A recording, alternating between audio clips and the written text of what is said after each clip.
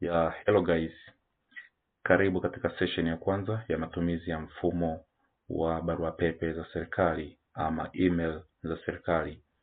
Hatua ya kwanza, hakikisha kompyuta yako imeunganishwa na mtandao wa internet kama inavyoonekana.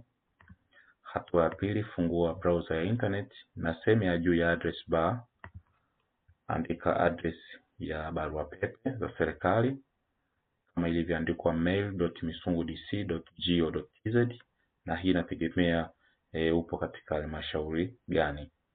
Baada ya hatua hiyo, press enter katika keyboard, na baada ya interface ya email kufunguka kama inavyoonekana, sehemu ya username utaandika email ya serikali uliotengenezewa na afisa tehama wa halmashauri.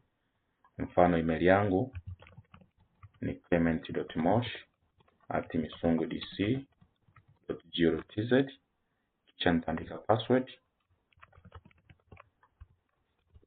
Na baada ya hiyo, sehemu ya chini click login, na kama umeandika username na password kwa usahihi, utafanikiwa kuingia katika dashboard ya mfumo wa email za serikali.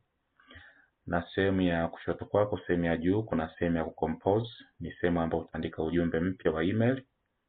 Lakini sehemu ya inbox ni sehemu ambayo utaona barua ulizotumiwa toka sehemu nyingine. Lakini sehemu ya sent utaona email ambazo wewe umezituma kwa mtu mwingine. Okay, kwa hiyo nitaanza na kipengele cha compose, namna gani unaweza ukatuma ujumbe kwa kutumia email za serikali. Kwa hiyo uta click compose. Baada ya hiyo, sehemu ya to utaandika ile email ya mhusika ambayo unahitaji kumtumia ujumbe. Kwa mfano, utaandika email yetu ya nyingine ya ICT support@misungudc.go.tz kama inavyoonekana. Lakini sehemu ya CC ni kama unahitaji kucopy email nyingine ambayo unahitaji kumtumia mtu mwingine kama copy.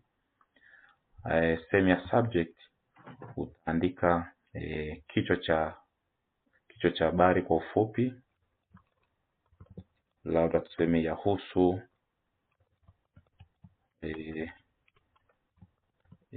taarifa ya watumishi kitengo cha tehama, kama hivyo. Na baada ya hatua hiyo, sehemu ya chini ni sehemu ambayo unaweza ukaandika ujumbe kwa ufupi.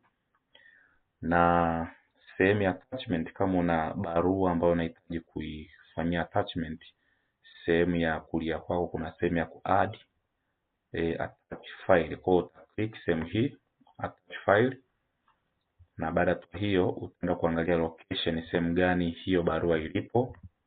Kama ni kwenye desktop, utaenda utaangalia barua husika. Barua yangu ni hii, nitaifungua. Na baada ya hiyo, mfumo utaanza kuipakia ile barua, yani attachment, kama kuupload file.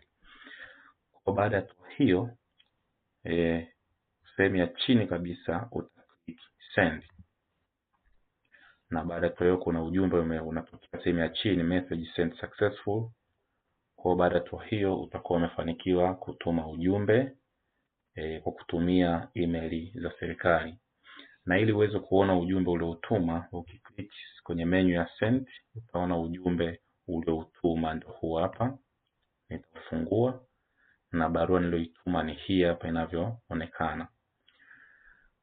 Baada ya hiyo, naamini kwa ufupi utakuwa umepata angalau uelewa wa namna ya kuweza kutumia email ya serikali.